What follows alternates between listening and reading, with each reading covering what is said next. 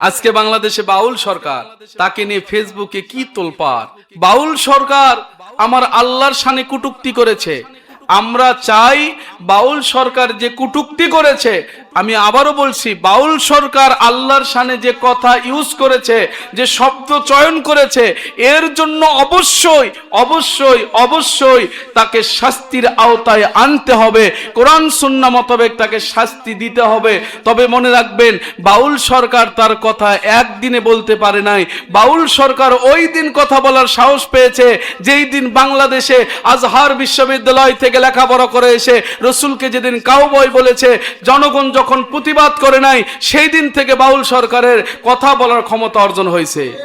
যেদিন বাউল সরকার ক্ষমতা পেয়েছে, যেদিন আমার রসুল সাল্লাল্লাহু আলাইহি সাল্লামের সহধর্মিণীকে ভার্জিন না, ইনটেক না বলে যখন গালি দেওয়া হয়েছে, সেদিন বাউল সরকার কথা বলার সাহস করেছে। কথা করছেন না কেন?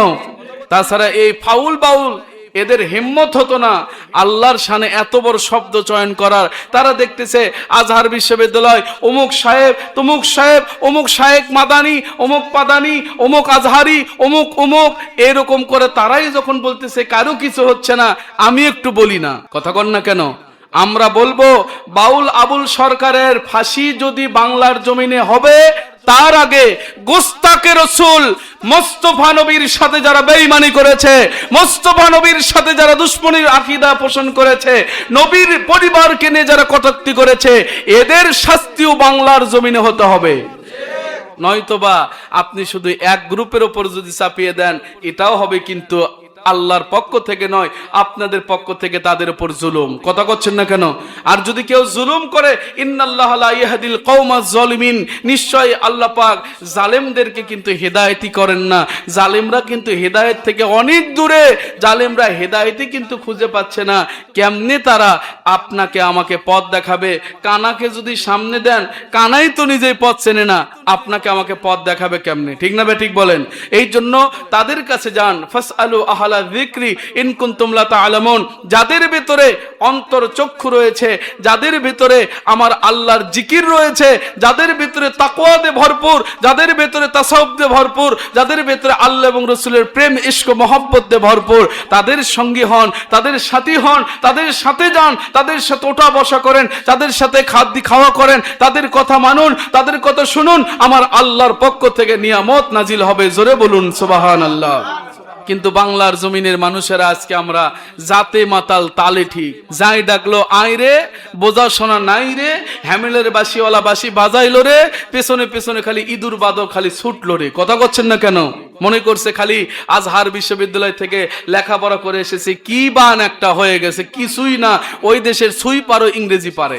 কথা করছেন না কেন? আপনি সৌদি আরবে যান, ওই দেশের সুইপার যারা, তারাও আরবিতে কথা কয়।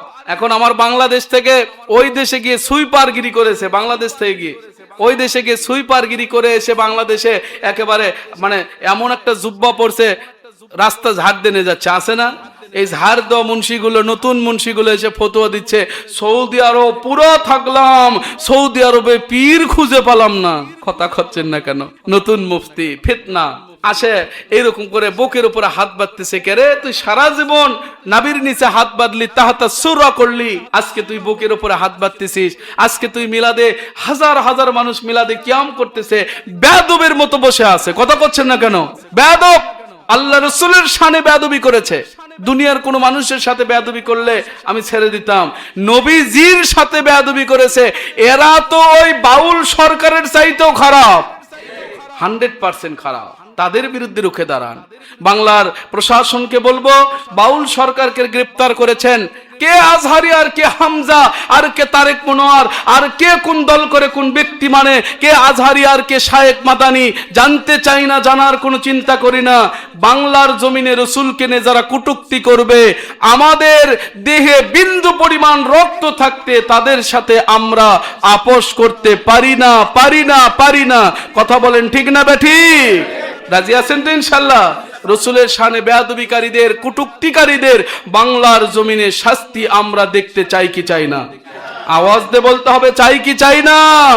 আল্লাহ যেন কবুল করেন, সকলে বলেন আমিন।